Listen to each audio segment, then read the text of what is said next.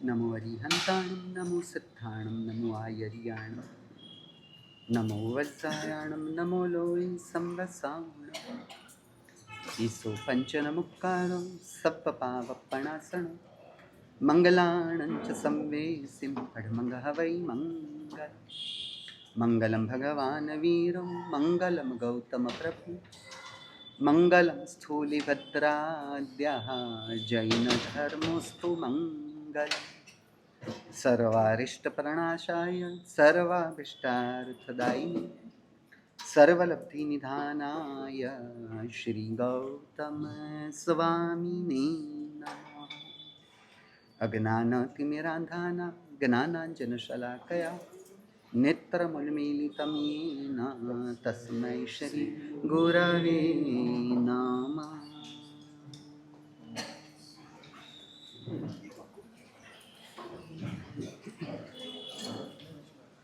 कल आधे प्रवचन के पहले जो हमारी बात चल रही थी कि परिणामों का प्रवर्तन मूलभूत द्रव्य और द्रव्य के स्वभाव को लेकर चले, आत्मा के परिणामों का प्रवर्तन मूलभूत द्रव्य और द्रव्य के स्वभाव को सामने रखकर चले, और शरीर की प्रवृत्ति और मन की वृत्ति वह पर्याय अवस्था और पर्याय स्वभाव को लेकर चले।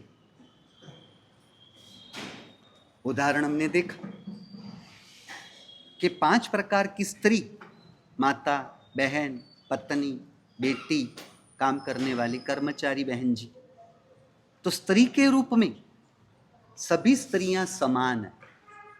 मूलभूत स्त्री तत्व 5 महिलाओं में एक समान है। परिणाम इस चीज को लेकर चल, परंतु शरीर की प्रवृत्ति और मन की वृत्ति अवस्था पर्याय के आधार पर चल।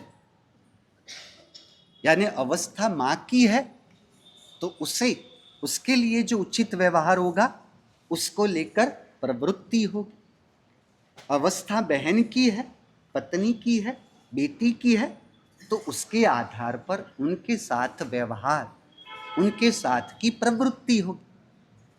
सोना एक समान ही है। परिणाम में क्या लेकर चलोगे कि मेरे पास मूलभूत सोना कितना है, तो वहां मूलभूत सोने को देखा तो मेरे पास 5 तोले का मैंने सोना पहन रखा है, मैंने 10 तोले का सोना पहन रखा है, तो परिणाम मूलभूत सुवर्ण द्रव्य जो है उसे लेकर चल, और प्रवृत्ति व्यवहार सोने की जो पर्याय, सोने की जो अवस्था, सोने का जो आकार होगा, जिस प्रकार का उसका आकार होगा उसके साथ उस प्रकार का व्यवहार। यानी सोने की अवस्था, सोने का आकार हार का है, उसे गले में धारण करेंगे, चूड़ियों का है तो कलाइयों में धारण करेंगे, अंगूठी का है तो फिर उंगली में धारण करेंगे, पायल का है तो पाँव में धारण करेंगे महिलाएं। तो व्यवहार अवस्था के आधार पर, प्रवृत्ति पर्याय के आधार पर है।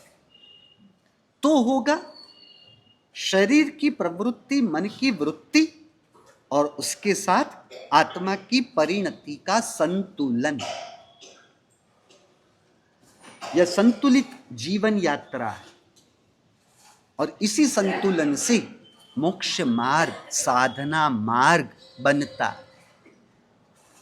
तो जैसी आत्मा परमात्मा की है, मूलभूत द्रव्य परिणामों में क्या लेकर चले, जैसी आत्मा परमात्मा की है, जैसी आत्मा महात्मा की है, ऐसी ही आत्मा भिखारी की है।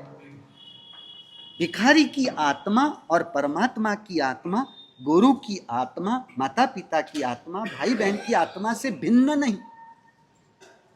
तो परिणामों में मूलभूत द्रव्य से देखे तो भिखारी की आत्मा परमात्मा की आत्मा समान है, भिखारी की आत्मा मेरी आत्मा समान है। तो जब परमात्मा समान आत्मदृष्टि बनती है भिखारी की आत्मा के लिए, जब अपनी आत्मा समान दृष्टि बनती है भिखारी की आत्मा के लिए, तब भेदभाव न रहा, भेदभाव न रहा, बड़े छोटे का, श्रीमंत गरीब का, पुण्यशाली या पुण्यहीन इंसान का भेद न रहा, भेद न रहा, यानी भाव सामायिक की स्थिति बनी। सामायिक का मतलब है समता, और समता का मतलब है समानता, और समानता का मतलब यानी सभी प्रकार की असमानता से बाहर निकलना और बाहर रहना। समानता मूलभूत द्रव्य से बनेगी और असमानता या भेद विभागीकरण अवस्था से बनेगी। हार में जो सोना है वही कंगन में है, वही अंगूठी में है, वही पायल में है, वही कुंडल में है। तो समानता मूलभूत द्रव्य से बनी। जैसी परमात्मा की आत्मा वैसी भिखारी की आत्मा, तो समानता मूलभूत द्रव्य से है। गहनों की बात है तो वहां मूलभूत द्रव्य होगा सोना, समझ रहे हो? पारिवारिक रिश्ते की बात है तो वहां मूलभूत वस्तु होगी स्त्रीपना, स्त्री के रूप में सब समान है, समझ रहे हो? तो उसी प्रकार यहां पर जब आत्मा की दृष्टि से देखा जाए तो मूलभूत द्रव्य है आत्मा। तो वह आत्म समान दृष्टि से परिणामों में, आत्म समान दृष्टि परिणामों में बनेगी। ये परिणति की क्रिया है जो हम परिणाम में लेकर चलते हैं कि ये कौन है, मेरी आत्म समान है, ये कौन है, परमात्मा की आत्म समान है। और जब आत्म समान दृष्टि बनती है तब उस आत्म समान दृष्टि से भेदभाव न रहा, भेदभाव न रहा तो अहंकार न रहा, क्योंकि अहंकार होता है भेद से, अहंकार होता है डिफरेंशिएट करने से, और भेद होता है अवस्था से। पूरी बात समझ में आ रही है ना? अहंकार होता है भेद से, डिफरेंसेस करने से, समझ रहे? और अहंकार होता है भेद से और भेद होता है अवस्था से। अवस्था से हार अलग है ना कमलेश जी, अवस्था से ब्रेसलेट अलग है, अवस्था से अंगूठी अलग है, पर मूलभूत सुवर्ण द्रव्य से सब एक है, एगो हम। इसलिए स्थानांक सूत्र में 11 अंग में से 5वां अंग स्थानांग नाम का अंक, परमात्मा के वचन जिसमें डायरेक्ट कोट किए गए हैं, तो वहां पर बहुत शब्द स्पष्ट लिखे, एगे आया, एगे आया। आया का मतलब है आत्मा, प्राकृत में है, तो यहां आया का मतलब होगा आत्मा, बराबर। अब एक शब्द एक को ही दर्शाएगा ना, दो शब्द अनेकता को दर्शाता है, 3 अक्ष संख्या अनेकता को दर्शाता है, 4 5 वगैरह अनेकता को दर्शाता है। एक तो एक को ही दर्शाएगा, एक अनेकता को दर्शाता है नहीं। इसलिए एक वचन बन सकता है ना, एक कभी बहुवचन के रूप में हो सकता है। इंग्लिश में उसे क्या कहोगे, एक वचन बहुवचन, समझ गए बेटा? सिंगुलर एंड प्लूरल भूल जाता हूं, सब किया हुआ, कॉन्वेंट में नहीं पढ़ा था, इंग्लिश मीडियम में था, पर कॉन्वेंट नहीं, कॉन्वेंट होता तो एकदम इंग्लिश मजबूत होती है ना, क्या है ना, है ना। अरे यार, जिन अंग्रेजों ने भारत का शोषण और उस शोषण के लिए सफारी नाम की मैगजीन में बताया था कि भारत को सोने की चिड़िया कहना यह भारत का सबसे बड़ा अपमान है। भारत नहीं, भारत का एक एक शहर सोने के हाथी जैसा था। देश की बात नहीं, भारत का एक एक गांव, आपके राजस्थानियों का ले लो, शिवन साई पट्टी का ले लो, क्या होगा, मजबूत लोग हैं। और सब दूसरा सब मुझे नहीं पता, फिर आपकी क्या पट्टी कहती है यहाँ, दीपल, ये पाली की पट्टी, सब एक से एक मजबूत लोग हैं। आप जोरा पट्टी, बरलुट, बरलुट वाले, पक्के पोरवाल, और बहुत पक्के होशियार होते हैं। उबली में अनुभव हो गया है, उबली का अनुभव हो गया है। पूर्वाल लोग बहुत पक्के होते हैं। हाँ बराबर है ना। क्या नाम, रोशन जी, बहुत पक्के बरलुट वाले, एक एक पैसे का हिसाब करते हैं। ओसवाल वाले जितनी सरलता से उदारता दिखा सकते हैं, पूर्वाल लोग नहीं दिखाते। वो भी हमने देख लिया, माप तोल के खर्चा करते हैं, माप तोल के हिसाब किताब लेकर चलते हैं। आप में से कोई हो पूर्वाल? तो आप हो तो आप समझो। मेरा तो जो अनुभव था वो अनुभव मैंने बताया। हाँ बरलुट वाले के, हाँ तो पता है, इसलिए देखो सर नीचे क्यों हो गया। यदि अच्छी बात होती तो सर फकर से ऊपर होना चाहिए था। क्या कहा? क्या बात है, यानी अहंकार था तो सही, अहंकार था तो सही, बराबर है ना। था ये अब नहीं है। ये आपको कौन से ज्ञान से पता चला? आपका कोई ऐसा विशिष्ट ज्ञान हो तो मुझे बताओ। समझ रहे हो? हम तो केवल ये सामान्यतया कहते हैं। हरि का है ना, क्षेत्र का उसका एक प्रभाव जीवों के स्वभाव में पाया जाता है, उस अर्थ में बात। जब आत्मा अपने आत्मा और आत्मा के स्वभाव की जागरूकता में आती है ना, तब बाहर के क्षेत्र के प्रभाव का कोई प्रभाव नहीं पड़ता। अपनी मूल बात पर आ जाए। बात थी यानी अवस्था से भेद पड़ते हैं। हाँ एगे आया तो एक शब्द तो एक वचन है, फिर भी परमात्मा ने वहां शब्द प्रयोग एक का बहुवचन के रूप में किया है। आत्माएं एक हैं, ऐसा प्रयोग जल्दी दूसरी जगह पर देखने नहीं मिलेगा। समझ? यदि एक को एक वचन में लिखा जाए तो आपको पता है मनोज जी संथारापुरसी में क्या कहा, एगो हम। जब एक को एक वचन के रूप में लिखा जाएगा तो एगो हो गया। वह मैं हूं, सो हम। सोहम शब्द कैसे बना? सो और अहम संस्कृत के नियम से वो अशांत हो जाता है और बना सोहम। वह मैं हूं, तो वह भी एक वचन में है। एगो हम, तो एगो अहम है, परंतु वहां पर भी ये जोड़ा तो अ जो होता है अहम का वो शांत हो गया, इसलिए एगो हम।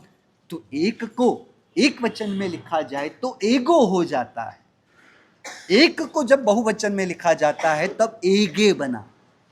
तो वहां पर उसकी टीका यानी विवेचन में नववांगी टीकाकार अभयदेव सूरी महाराज से अपने कहा कि द्रव्यतया एकत्वम पर्यायतया अनेकत्वम, यानी मूलभूत द्रव्य से देखा जाए तो जगत की अनंत आत्माएं एक हो जाती है।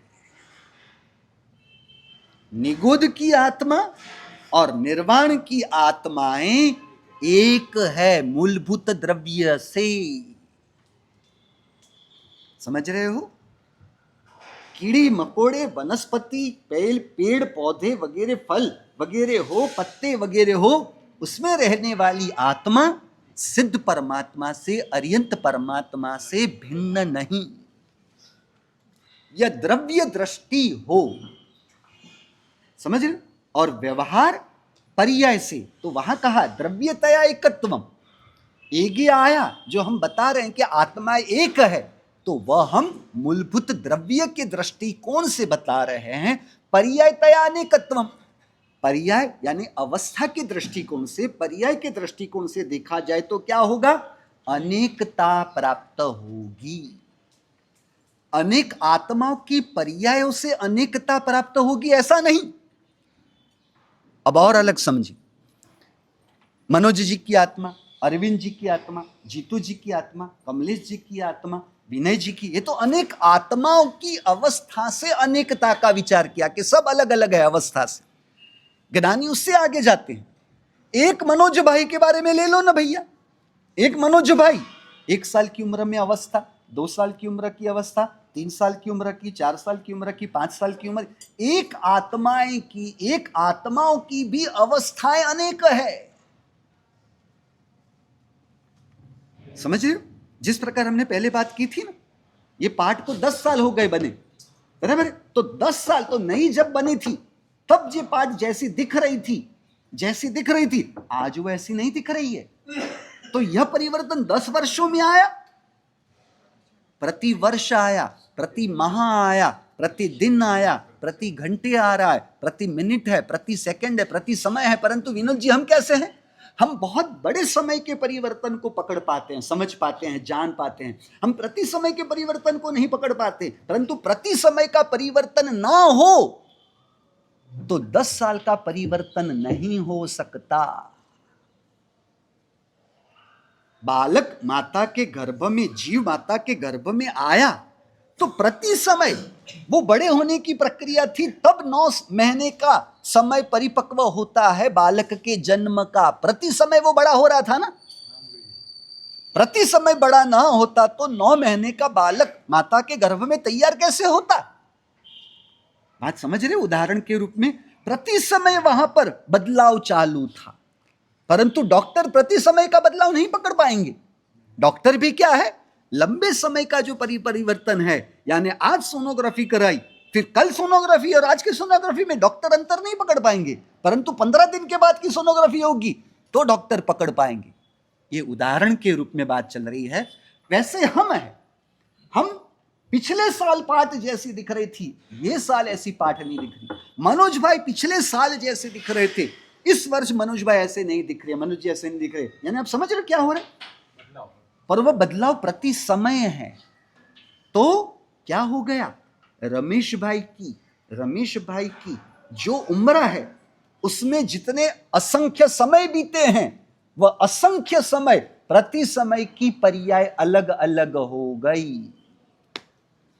यानी अनेक आत्माओं के संदर्भ से, उनकी अवस्था के दृष्टिकोण से देखा जाए तो अवस्थाएं सर्व आत्माओं की अलग अलग है। मनोज जी की आत्मा की अवस्था, अरविंद जी की आत्मा की अवस्था, कमलेश जी की आत्मा की अवस्था से सब अलग है। गदानी कहते हैं कि एक आत्माओं की भी जो अवस्था के बारे में देखा जाए तो वह भी परिवर्तनशील है, उसमें भी अनेकता है। यानी पर्यायतया अनेकत्वम द्रव्यतया एकत्वम। बस उसी दृष्टिकोण से भिखारी की आत्मा और परमात्मा की आत्मा में कोई फर्क नहीं, मेरी आत्मा और उनकी आत्मा में कोई फर्क नहीं। अब मुझे बताओ अरविंद जी, आप अपने आप को नजर नीची करके अपने आप को जिस प्रकार से देखते हो, उसमें आपको जो आपके लिए आपकी जो आपको महत्व यानी महिमा होती है, अब इसी रूप को आप आईने में देखो, महिमा बदल जाएगी कि वही की वही महिमा रहेगी? वही की वही महिमा रहेगी। अब दूसरी बात, आंखों से जब आप नीचे अपनी ओर देखते हो तो आप जो यहां दिख रहे हो, यह वास्तविक रूप से आप हो ना? आईने में जो दिख रहा है वह तो आपका प्रतिबिंब है, इट्स योर रिफ्लेक्शन। आप हो वहां, आप हो या आपका प्रतिबिंब है?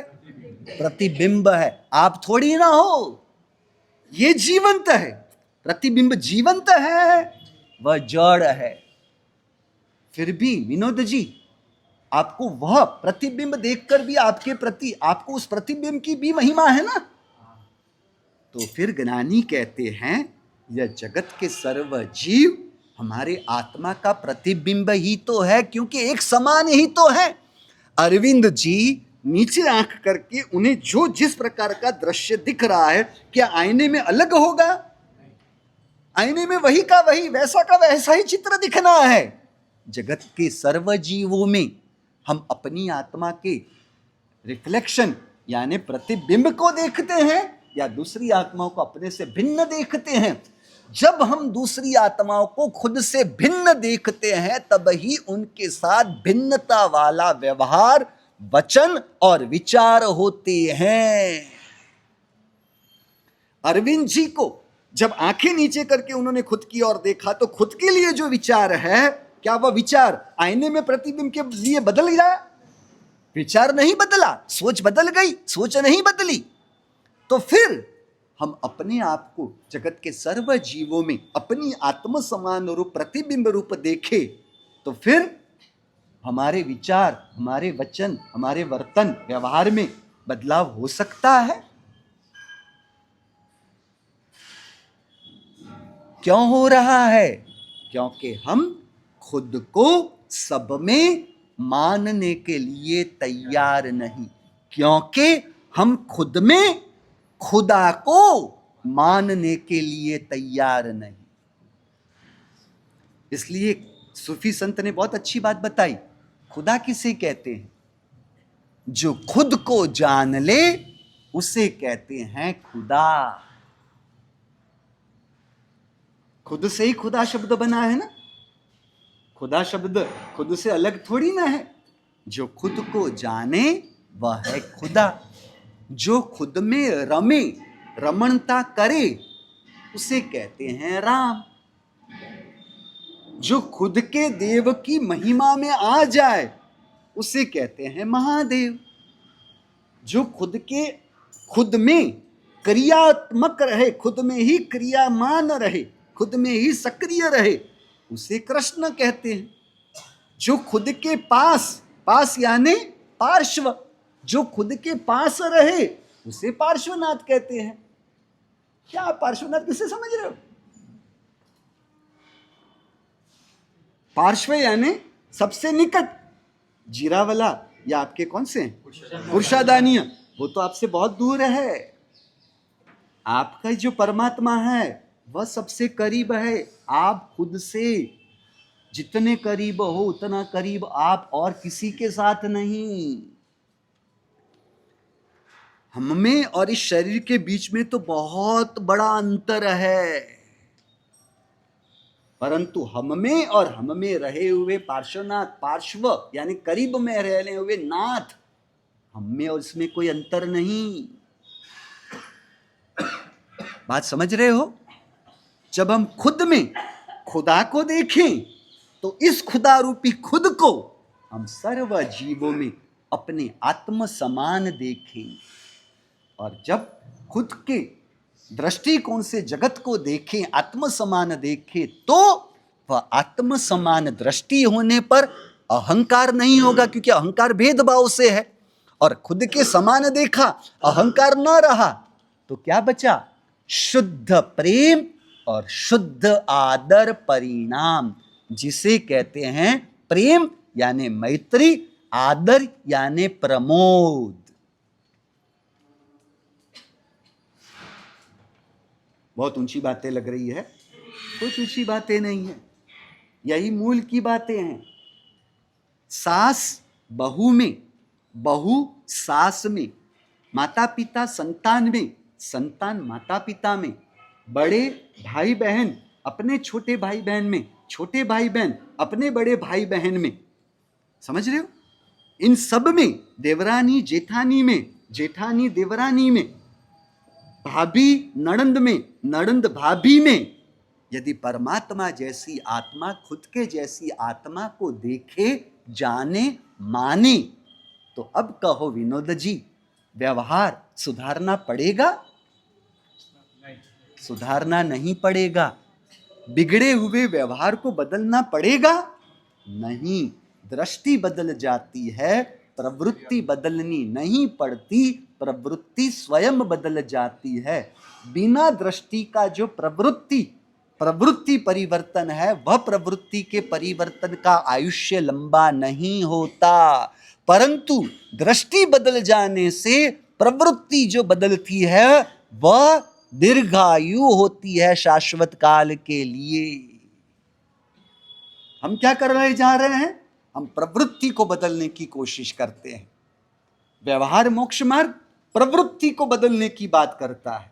कमलेश जी, रमेश भाई के साथ ऐसा करना चाहिए, ऐसा नहीं करना चाहिए, उनके साथ ऐसा बोलना चाहिए, अरविंद जी नहीं बोलना चाहिए, ऐसा नहीं बोलना चाहिए। ये प्रवृत्ति परिवर्तन की बात व्यवहार मोक्ष मार्ग करता है। निश्चय मोक्ष मार्ग दृष्टि परिवर्तन को वास्तविक परिवर्तन कहता है। दृष्टि परिवर्तन हो जाएगी, प्रवृत्ति परिवर्तन अपने आप हो जाएगी। प्रवृत्ति परिवर्तन के लिए विनोद जी क्या होता है कि सीमित लोगों के लिए वह प्रवृत्ति परिवर्तन की मैं सलाह दे सकता हूं कि विनोद जी, कमलेश जी के साथ ऐसा व्यवहार करना, ऐसा व्यवहार नहीं करना, जीतू जी के साथ ऐसा व्यवहार करना, ऐसा व्यवहार नहीं करना, बराबर है। परंतु दृष्टि बदल गई तो सभी जीवों के लिए प्रवृत्ति किस प्रकार की हो वह कहने की जरूरत नहीं पड़ती। आप देख रहे हो कितनी मधुरता है प्रभु के मार्ग में, कितना आनंद है प्रभु के मार्ग में। यहां कोई भेदभाव की कलुषितता नहीं,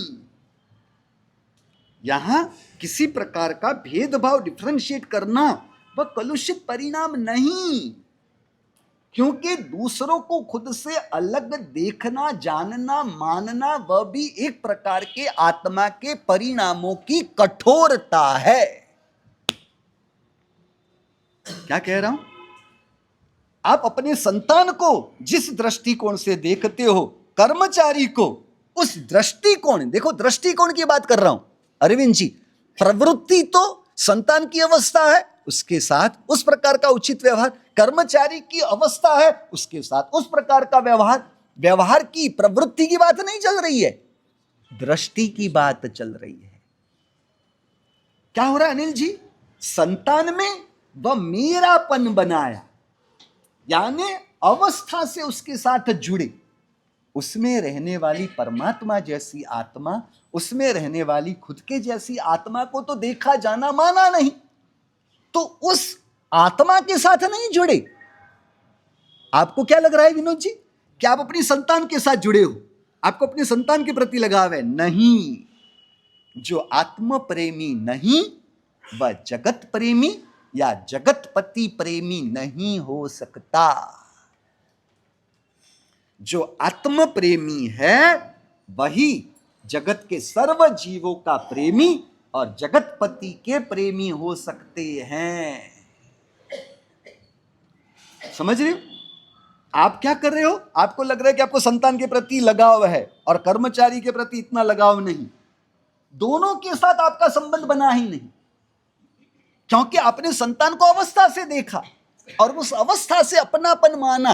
अपनापन माना इसलिए लगाव है, परंतु जब आत्मदृष्टि से देखा जाए, कोई भेदभाव न रहा, तो वसुंधरैव कुटुंबकम, वेद के वचन है। वसुंधरा यानी पूरी पृथ्वी, वह मेरा परिवार ही तो है। अरविंद जी, आपकी बेटी की शादी आपने रमेश भाई के साथ करवाई, तो आपकी बेटी का रिश्ता केवल दामाद के साथ ही हुआ ना? उसके माता पिता, उनके भाई बहन, उनके साथ रिश्ता नहीं हुआ ना?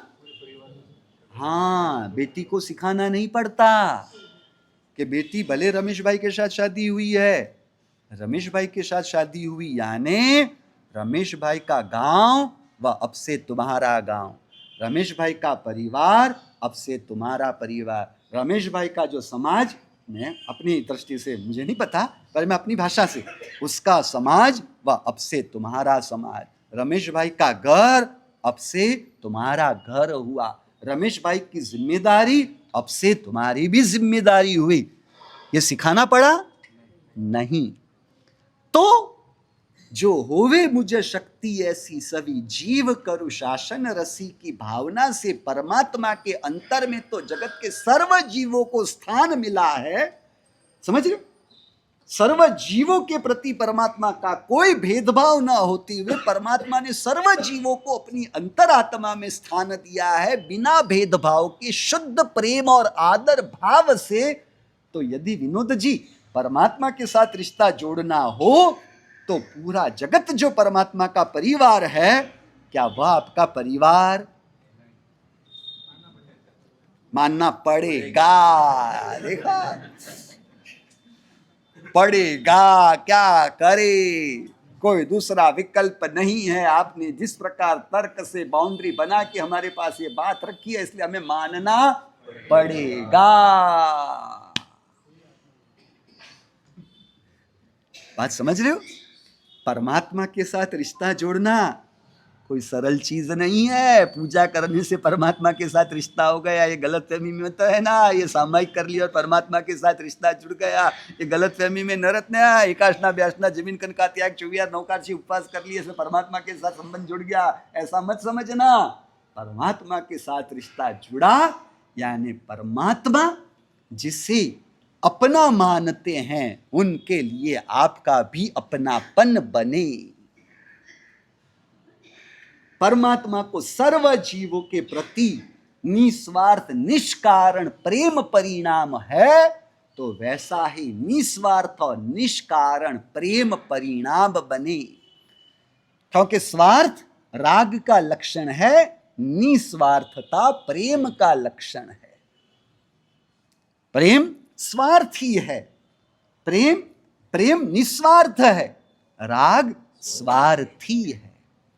राग अवस्था के आधार पर है, प्रेम मूलभूत आत्मा के आधार पर है।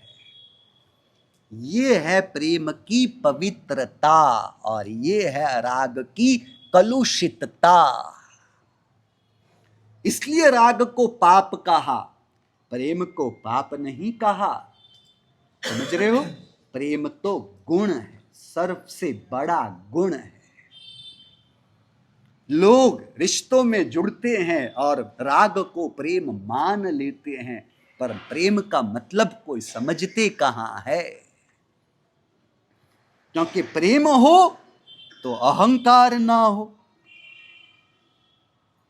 अब बात करें, अहंकार कभी भी अकेला नहीं होता, वह सपरिवार जुड़ा हुआ है। जहां अहंकार है वहां अधिकार भाव है। अधिकार भाव अहंकार का लक्षण है। जहां अहंकार वहां अधिकार, जहां अहंकार अधिकार वहां आग्रह, यानी पकड़, जिद। समझ? एक वस्तु पकड़ ली सो पकड़ ली, मोरी खिली वटेरी वटे, जिद आ जाती, आग्रह, अपनी बात को पकड़ के रखना। मीटिंग करते हो, मैं आपकी सभी बात सुनने के लिए तैयार हूं, समझने के लिए, आप मेरी बात को सुनने के लिए, समझने के लिए तैयार ही नहीं हो। मेरी बात का महत्व नहीं है, मेरी बात, क्योंकि वो मेरेपन से अहंकार अधिकार भाव जुड़ा है। बात को महत्व नहीं दे रहे हो मनोज जी, यानी मुझे महत्व नहीं दे रहे हो, यानी मेरे व्यक्तित्व को आप उड़ा के साइड में रख रहे हो, उठा के साइड में रख रहे हो। ये नहीं चलेगा। मेरी बात का भी उतना ही महत्व है जितनी आपकी बात का महत्व है। आग्रह, समझे? पकड़। जहां आग्रह है वहां मिथ्यात्व बताया। सम्यक दर्शन निराग्रह होता है, उसका संबंध केवल सत्य के साथ है। फिर वो सत्य शत्रु के पास से भी सुनने मिले तो भी वह प्रेम से, प्रसन्नता से, समता से स्वीकार करे। समझ रहे हो? जहां अहंकार वहां अधिकार, वहां आग्रह, वहां आपमति। आपमति यानी मुझे जो ठीक लगे मैं करूं। आप कहने वाले कौन होते हो? मुझे अपने भले बुरे के बारे में पता चलता है। अब मैं बड़ा हो गया हूं। जो बड़ा हुआ हो वो कभी अपने मुंह से बड़प्पन की बात कर ही नहीं सकता। नहीं, पर घर के बड़े भी कई बार बोलते हैं ना, मैं गर्रो बड़ो हूं, मैं घर का बड़ा हूं। इसलिए वो बेचारे भीख मांगते हैं, मैं घर का बड़ा हूं, आप मुझे बड़े के रूप में मान क्यों नहीं देते हो? आपके बड़े होने के मान से ही मेरा जीवन चलना है। जरा कह दिया बुजुर्ग जी, डुकड़म हीरा ना कहे मुख से लाख हमारा बोल। बड़े कभी भी अपने मुख से मैं बड़ा हूं वो बोल ही नहीं सकते। जो बड़ेपन को पचाया नहीं वह अहंकार के रूप में मुंह में से निकलता है। सास मानते हैं मैं बड़ी हूं, जेठानी मानती है मैं, हाँ मैंने सोचा था ऐसा बंबई में होता होगा, अहमदाबाद में होता होगा। विरल जी यहां पर भी सब जगह पर कौवे काले ही होते हैं। कौवा काला ही होता है नहीं, सब जगह पर कौवे काले होते हैं। मैं बड़ा हूं। क्या होता है कमलेश जी, आपने अपने बेटे को कहा बेटा ये कर न, बेटे ने नहीं की। दूसरे मिनट में आपकी पत्नी ने कहा बेटा ये कर ले, और उसने कर लिया। अब आपको कोई दिक्कत होगी? आपको बेटे के पास कार्य करवाना वह महत्वपूर्ण नहीं था, उसका महत्व नहीं था। आपके द्वारा कार्य का होना, करवाना, उसका महत्व है। कुछ समझे कमलेश जी? मैंने कहा और नहीं माना। जो कार्य करवाना मैं कहूं या वो कहे, फर्क क्या पड़ता है यार? समझ लेना चाहिए ना भैया कि मेरे पुण्य की कमी है और मेरे श्रावी काका पुण्य है। पर अहंकार अपने पुण्य की कमी को अपनाना, समता पूर्वक प्रेम से अपना नहीं सकता। आप तो सब ऐसे नहीं हो। जिन लोगों में ऐसा कुछ होता है उनकी बात है, बराबर है। देवरानी और जेठानी दोनों कपड़ों की खरीदी के लिए गए हो। जेठानी ने 5,000 की साड़ी पसंद की है। अब बाद में देवरानी को 8,000 की साड़ी पसंद आ जाए तो जेठानी को 5,000 की साड़ी चलेगी?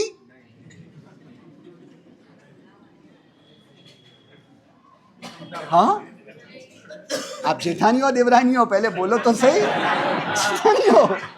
मैं जेठानी हूं, मैं बड़ी हूं। समझ रहे हो? जब तक देवरानी ने साड़ी पसंद 8,000 की नहीं की थी तब तक कोई दिक्कत नहीं थी, पर खुद ने 5,000 की साड़ी बहुत खुशी खुशी से पसंद कर ली। परंतु अब देवरानी वो 8,000 की साड़ी ले और मैं 5,000 की साड़ी लूं तो देखो, आप कह रहे हो नहीं चलेगी और ये सब कह रहे नहीं चलेगी। इनकी बात मैं सही मानूं या आपकी बात सही मानूं? हाँ मनोज जी, मेरे पास वो शिकायत आई बहन महाराज के जरिए कि यहाँ पर वो छोटे बहन जी सब कहते हैं कि साहब आप जब देखो तब हम ही को हाथ में लेते हो। अरे जिसके प्रति प्रेम ज्यादा होता है उसी को ज्यादा याद किया जाता है ना। मैं प्रेम शब्द कह रहा हूँ, प्रेम वो वाला, वो अफेयर वाला नहीं। हाँ, अभी वो तो घोटाला कर देंगे। सूरजमल जी तो लकड़ी लेकर मेरी धुलाई पिटाई कर देंगे। महाराज साहब क्या कह रहे हो? प्रेम प्रेम की बातें कर रहे बैठे हो। राग की बात नहीं कर रहा हूँ सूरजमल जी, हाँ गलत मत ले लेना। समझ रहे हो? तो जिनके प्रति आपको पता नहीं, हमारे घर में है ना, हमारे बहन महाराज को पूछो, मैं सबसे ज्यादा किसे परेशान करना पसंद करता था?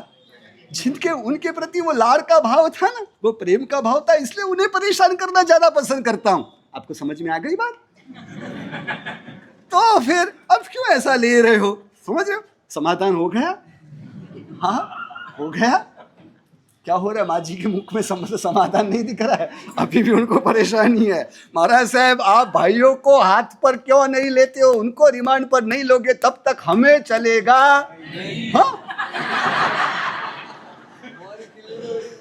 मैंने सोचा कि कहेंगे नहीं महाराज साहब हमें उसके साथ अब से कुछ लेना देना नहीं, भाइयों को ले, आपका हमारे प्रति प्रेम है इसलिए आप हमें परेशान ज्यादा कर रहे हो। इस तरह से उनको समाधान हो गया, इसलिए फिर वो ऐसी बात नहीं करेंगे। परंतु सामूहिक रूप से आई, यानी मनोज जी अभी मुझे आपको रिमांड पर लेना तो पड़ेगा ही। हाँ ना, अपने बा महाराज को परेशान करने में कोई कसर छोड़ता नहीं हूँ।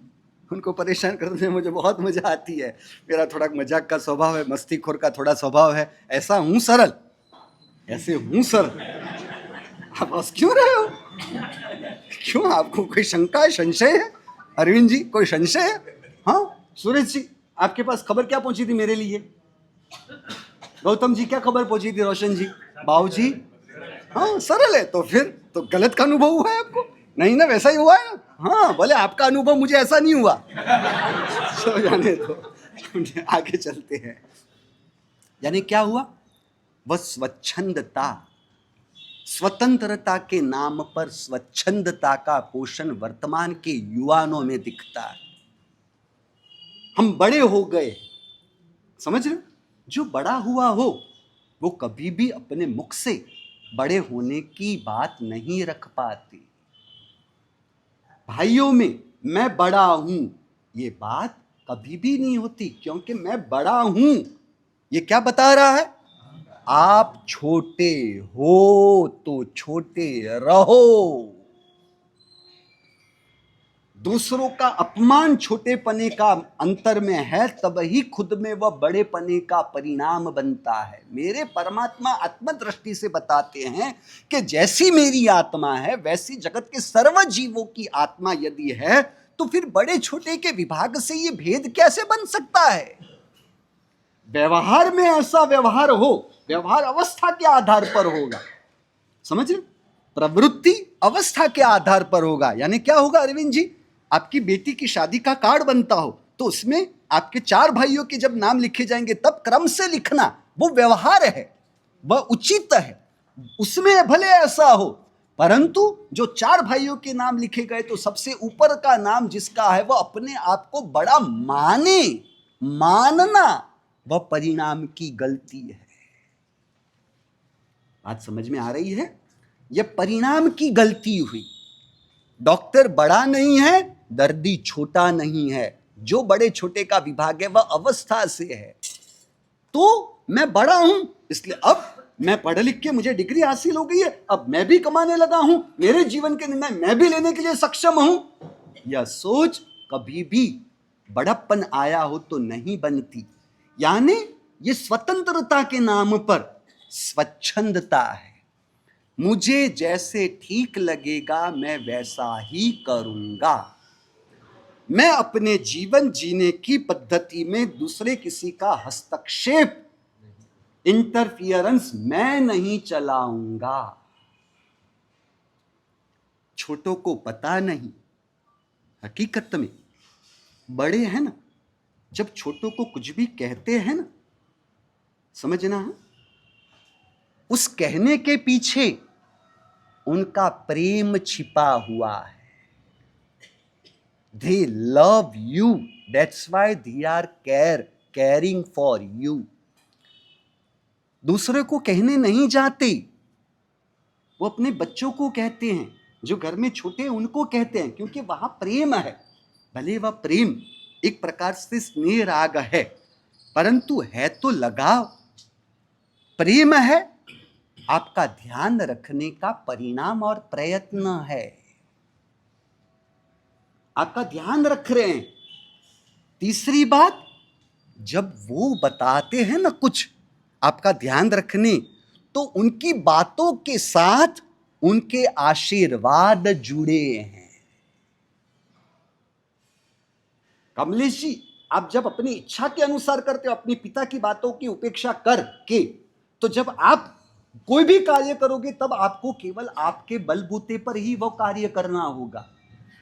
परंतु आपके पिता के कहने के अनुसार यदि आप चल रहे हो तो उनके कहने के अनुसार ही वह क्रिया नहीं है, परंतु साथों साथ उनके आशीर्वाद उसके अंदर जुड़े हुए हैं। और इन सब के ऊपर उनके इतने सालों का अनुभव, उनके वचन और उन वचन रूप कार्य करने में आपको उनका अनुभव बिना वो अनुभव किए मिल जाता है। बेटा तुम ऐसा करोगे तो तुम्हें ये तकलीफ नहीं होगी। ये बात उन्होंने वो तकलीफ सहन करके, वो तकलीफों का अनुभव करके बता रहे हैं, और वो वह चाहते हैं कि हमने वो अनुभव करके, वो तकलीफों का अनुभव करके जो सीखा है, आप बिना उस तकलीफों से गुजरते, बिना ऐसा अनुभव किए आप अपने रास्ते पर आगे चलो। इस प्रकार से मैं जो कह रहा हूं, जिस प्रकार से कह रहा हूं, वो छोटे समझते नहीं। कुछ बात गंभीरता समझ में आई बेटा? क्या कह रहा हूं? बड़े जो भी कहते हैं, सास बहू को कहती है बेटा ऐसा मत करो, ऐसा करो, ऐसा करोगे तो अच्छा रहेगा, उनको ऐसा करोगी तो अच्छा रहेगा ऐसा कहने की जरूरत क्यों पड़ी? क्योंकि आपको उनकी बात पर विश्वास नहीं, उनकी बात में एक्सेप्टेंस, रिसेप्टिविटी यानी ग्राह्यता का भाव नहीं, इसलिए उनको वो सेल्समैनशिप करनी पड़ रही है।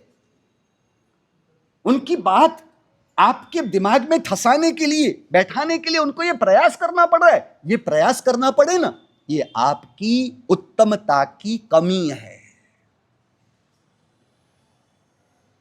हमें जो माता पिता मिले हैं वो अंतिम सांस ले रहे होंगे, जब उनकी अंतिम सांसों की घड़ी चल रही होगी ना, उस क्षण में भी उनके अंतर में हमारा हित ही बसा होगा। उस समय में भी वो हमारे अहित के बारे में नहीं सोचने वाले होंगे।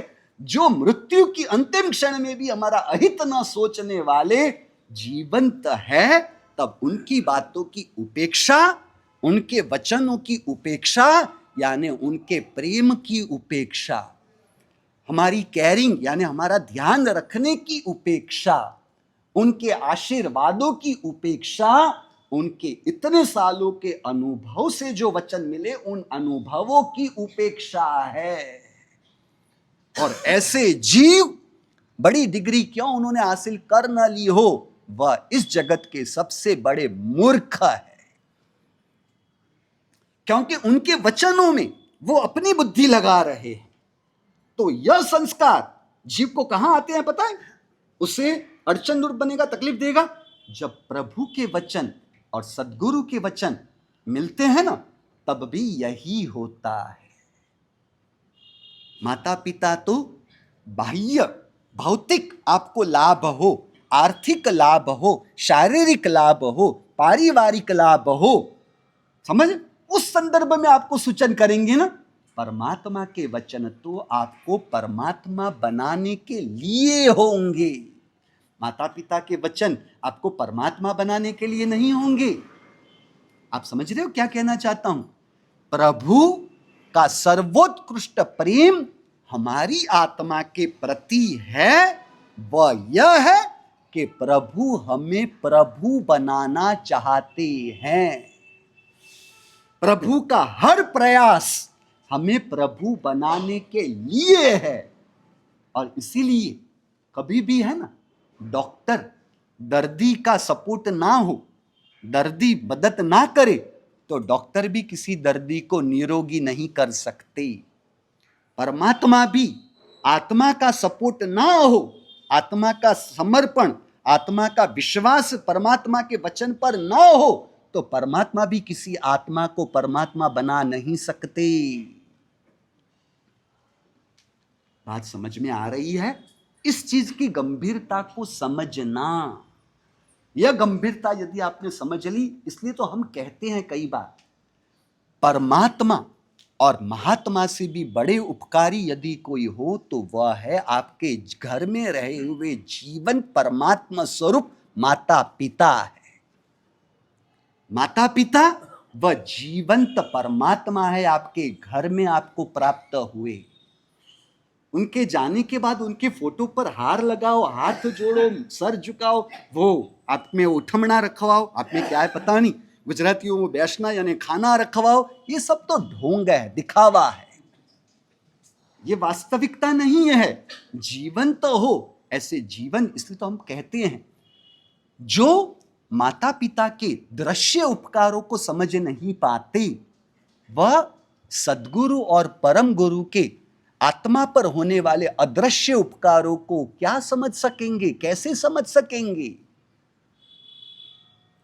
इसलिए जय वीराय सूत्र में सुह गुरु जोगो यानी सद्गुरु का योग प्राप्त हो, उसकी बात में की, वह बात का जिक्र बाद में हुआ। पहले क्या आया? गुरु जन पुआ, गुरु जन की पूजा, यानी वडिल। मैं तो केवल माता पिता नहीं, कमलेश जी, आपके परिवार के जो बुजुर्ग भी हो ना, माता पिता के अलावा, वह भी एक प्रकार से आपके उपकारी ही हैं। यदि वो निस्वार्थ भाव से आपको कुछ भी सलाह देते हैं, वह माता पिता तुल्य उपकारी है। हमारे लिए क्या कहा? मेरे गुरु कौन? कोई एक इंसान। संतारापुरसी में क्या कहा? शब्द क्या है? अरियंतो म देवो जावब जीवम सुसाहुणो गुरुणो, यानी जो भी सुसाधु है वह मेरे गुरु है। समर्पण एक के प्रति है, परंतु गुरु का भाव एक सुसाधु के रूप में सबके प्रति हो। समझ रहे हो? अरविंद जी क्या होता है? आप अपने माता पिता को समर्पित हो और आपके चाचा या बड़े पापा, उनके लिए आप समर्पित ना हो।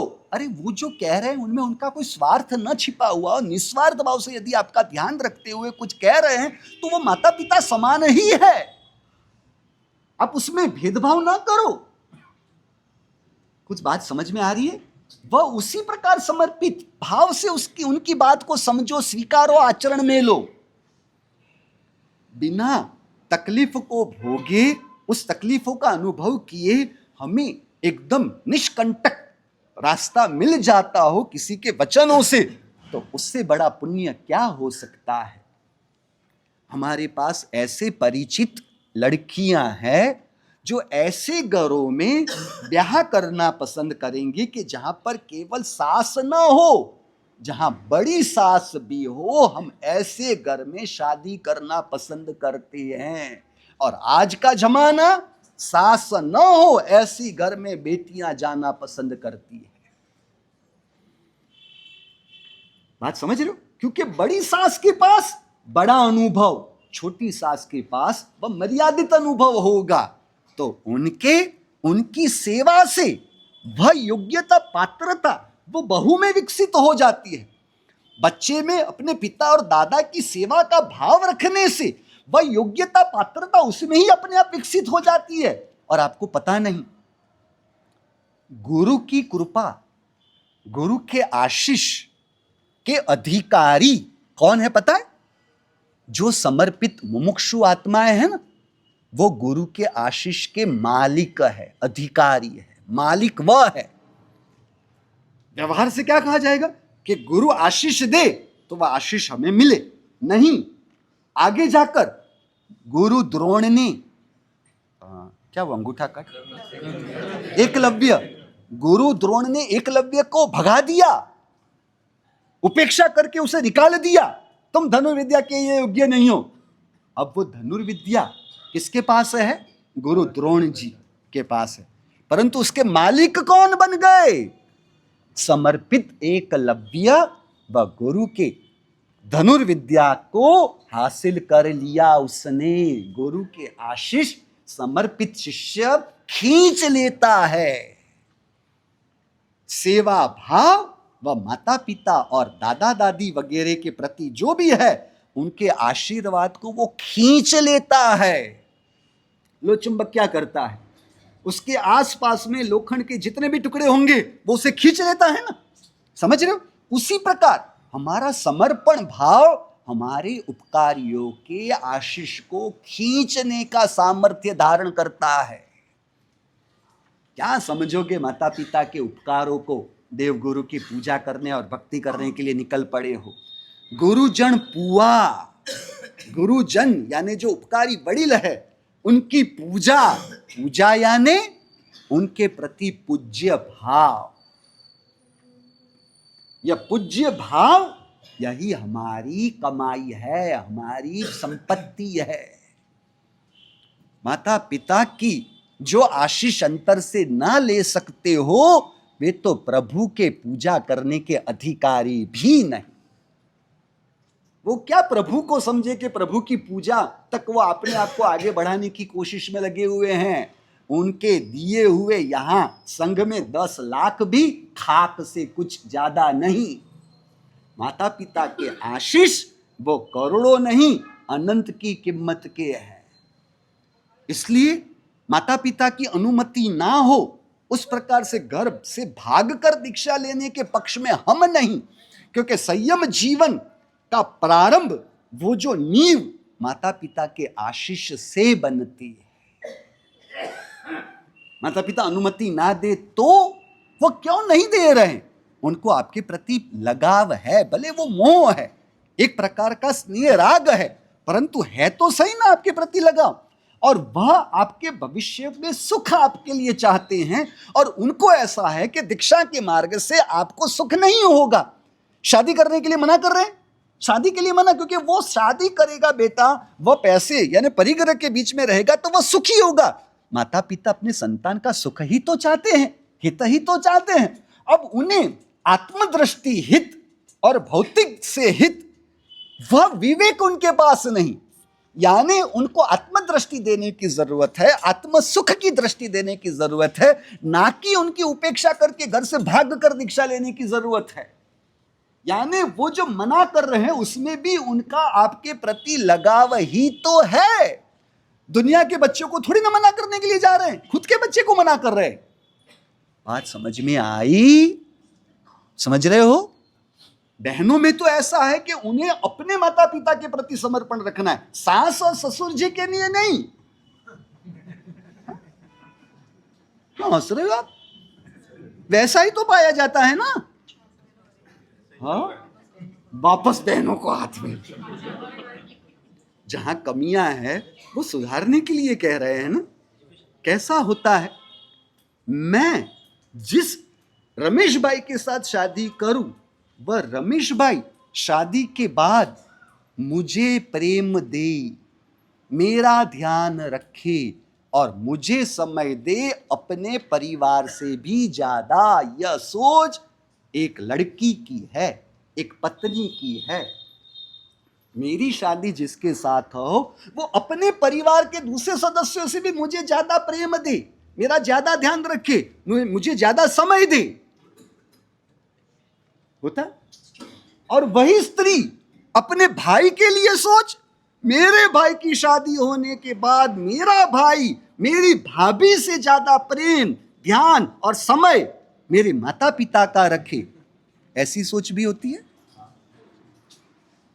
क्यों? क्यों ऐसा हो गया? ऐसा होता है। आपके पति आपके सास ससुर आपके भाई बहन से ज्यादा आपका ध्यान रखे, आपको प्रेम दे, आपको समय ज्यादा दे, ऐसी आपकी इच्छा अपेक्षा?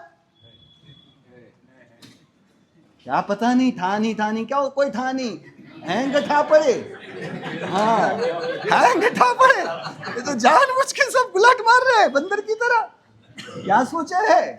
मेरा पति मेरे सास ससुर से भी ज्यादा मुझे प्रेम दे, मेरा ध्यान रखे, मुझे समय दे। परंतु वही सोच उसी स्त्री में अपने भाई के लिए बदल जाती है कि मेरा भाई शादी के बाद मेरे भाभी से भी ज्यादा प्रेम, ध्यान और समय मेरी माता पिता का रखे। और यही स्त्री में तीसरा किरदार, मेरा बेटा कल शादी करेगा, जब वो शादी करने के बाद मेरी बहू से ज्यादा प्रेम, ज्यादा ध्यान और ज्यादा समय मुझे दे। क्यों? ये ट्रिपल रोल की फिल्म है।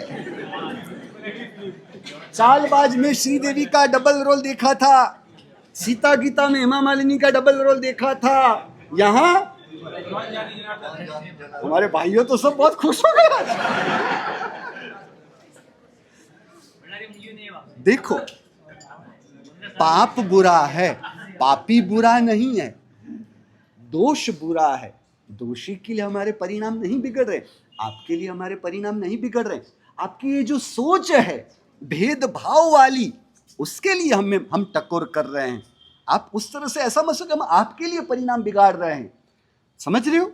रोग बुरा है, रोगी नहीं, तो रोगी के लिए परिणाम नहीं बिगड़ते। दोष बुरा है, दोषी नहीं। भेदभाव की दृष्टि बुरी है, भेदभाव की क्रिया बुरी है। भेदभाव करने वाला इंसान तो परमात्मा समान है, हम उस दृष्टि से आपको देख रहे हैं। समझ रहे हो? ये भेदभाव क्यों हो? आपके पति के लिए, आपके भाई के लिए और आपके बेटे के लिए, तीनों में सोच देखो अलग अलग प्रकार। अपनी बात मूल स्वच्छंदता, यानी आप मति, मुझे जो ठीक लगे वो मैं करूंगा। आप कहने वाले कौन होते हो? ये तो योग्यता पात्रता की कमी है। जो दृश्य उपकारी अपने माता पिता के प्रति भी योग्यता पात्रता धारण नहीं करता, ऐसे जीव गुरुजन पुआ नहीं तो उसे सुह गुरु जोगो, सदगुरु का योग प्राप्त हो, उसकी योग्यता पात्रता उस जीव में है ही नहीं। अहंकार है वहां अधिकार है, वहां आग्रह है, वहां आपमति यानी स्वच्छंदता, मुझे ठीक लगे मैं करूं, वहां असहिष्णुता है। अहंकार किसी का सहने के लिए तैयार नहीं। अहंकार की यह मांग होगी मुझे सब सहे, मैं किसी का नहीं सहूंगा।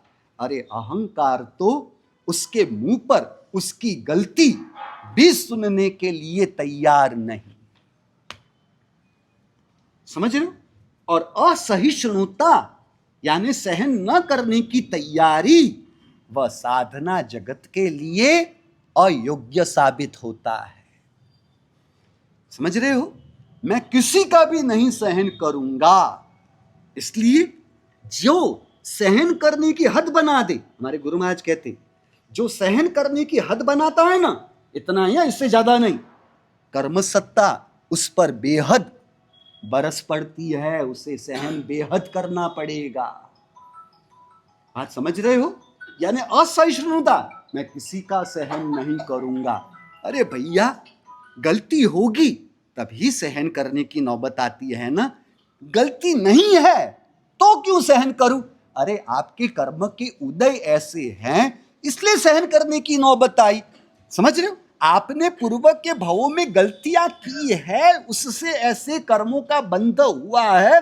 उस कर्मों के उदय से आपको इस जन्म में गलती ना होते हुए भी सहन करने की नौबत आई। परमात्मा के भव में वीर प्रभु ने कौन सी गलतियां की थी कि उन्हें इतने 12.5 वर्षों तक मरणांत उपसर्ग परिसो सहन करने पड़े? पूर्व के भवों में जो परमात्माओं के द्वारा गलतियां हुई है उसी का परिणाम है 12.5 साल के मरणांत उपसर्ग और परिसह। समझ रहे हो? दूसरों के हिस्से के कर्म मुझे भुगतने नहीं और मेरे हिस्से के कर्म में कोई हिस्सा लेन यानी उसमें बंटवारा नहीं हो सकता। मेरे हिस्से के कर्म मुझे भुगत नहीं होंगे। और कर्म कब आए? मैंने पूर्व भव में ऐसी गलतियां की है, परमात्मा के पूर्व भव की गलतियों का परिणाम है। बात समझे कमलेश भाई? इस जन्म में आपने गलती नहीं की फिर भी सहन करना पड़ रहा है। पूर्व के भवों की गलतियों का यह फल है जो कर्म का बंध हुआ है उसका। परंतु अहंकार किसी का सहने के लिए तैयार नहीं। समझ रहे हो? फिर उसे ऐसे जन्मों में जाना पड़ता है कि वहां कीड़े मकोड़े बनकर, नारकियों के जीव बनकर सब हिसाब तो पूरा करना ही पड़ेगा। बिना हिसाब किए कमलेश जी आप अरविंद भाई के पैसे खा सकते हो, समझ रहे हो? हिसाब ना दो चलेगा यहां पर, आपकी होशियारी आपकी ताकत के बलबूते पर। परंतु कर्म सत्ता के आगे किसी का नहीं चलता। परमात्मा हो तो परमात्मा, कर्म सत्ता तीर्थंकर की भी शर्म नहीं रखती, तो आपकी और हमारी क्या शर्म रखेगी? अहंकार, अधिकार, आग्रह, आपमति, असहिष्णुता और अपेक्षा। अहंकार इन 5 चीजों के साथ जुड़ा हुआ है।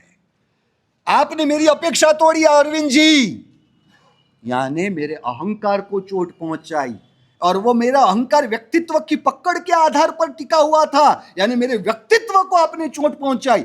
आइंदा मेरी व्यक्तित्व और मेरे अहंकार को आप चोट ना पहुंचाओ, इसलिए मैं डबल जोर से आपके ऊपर आक्रमण करता हूं। उसे कहते हैं क्रोध, गुस्सा, एंगर। गुस्सा और कुछ नहीं, आपकी अपेक्षा भविष्य में दूसरा न तोड़े इसलिए वर्तमान में कदम उठाना, इसे कहते हैं क्रोध। इसलिए हम तो कहते हैं क्रोध को निकालने की जरूरत नहीं। क्रोध के मूल में जो अहंकार है उस पर काम करो, क्योंकि अहंकार और क्रोध, देखो यहां पर ही लिखा है, अहंकार व क्रोध जुड़वा भाई है और अहंकार का विरोधी नम्रता।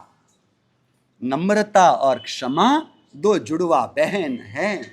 बोलो विनोद जी, जुड़वा बेटे चाहिए अहंकार और क्रोध के, या जुड़वा बेटी चाहिए नम्रता और क्षमा की? बोलने में तो दरिद्रता आप थोड़ी ना करोगे यार। आप सोचो ना, अहंकार का विरोधी गुण नम्रता, विनय, समर्पण। जहां नम्रता, विनय, समर्पण होगा वहां क्रोध हो पाएगा? क्रोध हो ही नहीं पाएगा। अहंकार है तब ही क्रोध। यानी अपनी आगे की बात, जहां आत्म समान दृष्टि से भेदभाव न रहने पर अहंकार को रहने के लिए जगह ना मिली तो बचा क्या? प्रेम ही बचता है।